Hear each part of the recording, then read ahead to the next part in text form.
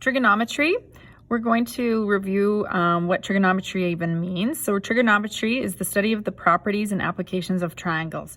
Now we're going to specifically in this course look at right triangles only, which we reviewed in the previous videos. So first thing we need to look at is how do we label a triangle in terms of some language pieces.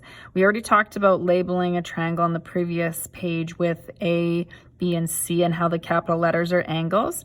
And lowercase letters are sides, but we want to also look at what do we call some of these terms. So across from the right angle is the hypotenuse, which we've learned when we did Pythagoras theory, okay? And these are the legs, but we're going to be a little more specific for us to use the trigonometry that we're going to learn here today. Now, one of the things that I've gotten written in here is this symbol here. Now, this may be new to you. This is called the theta symbol. Okay, and it represents the angle. Sometimes we put in letters. I know sometimes an X because we're looking for the unknown is used here, but it's probably more common to use a theta, and it actually helps you because it really stands out that that's the angle that you're looking for.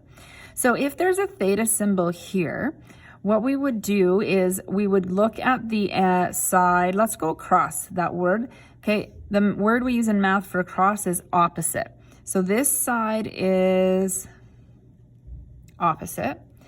And then the word for the side that's beside the angle, so in the math, the word we're going to use for beside is adjacent. That's what that word means, adjacent.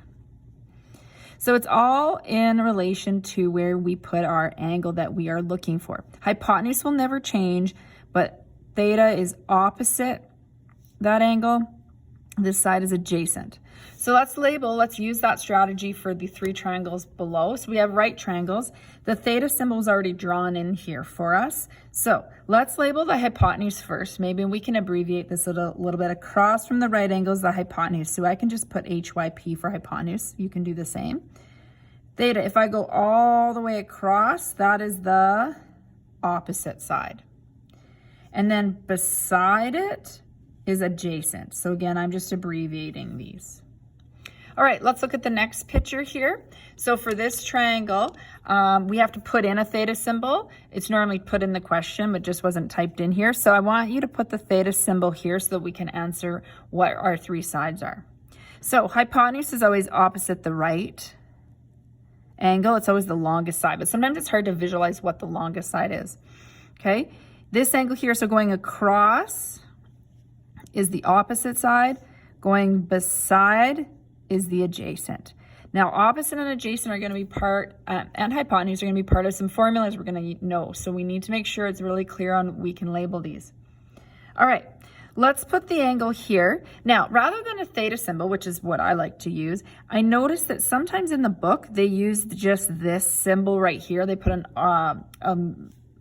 just a curved line. So that is theta, or the angle that you're looking for. Okay, so let's say it's drawn there. Again, hypotenuse is what I like to start with. That's opposite the right angle. All right, going across the way is opposite. Going right next door is beside. We call that adjacent. Okay, and then the final thing on this page is just some more terminology. Sometimes we talk about what's called the angle of inclination. That comes from the word incline. Okay, so it's the acute angle between the horizontal and a line. Acute means an angle less than 90 degrees or between 0 and 90 degrees. Okay, so if we have a horizontal line like this, so let's say it was like the roadway or something in a problem, then the angle of inclination would be, if I'm standing on that road, the amount I'm looking upwards. Okay, so this would be the angle of inclination, kind of going in that direction there.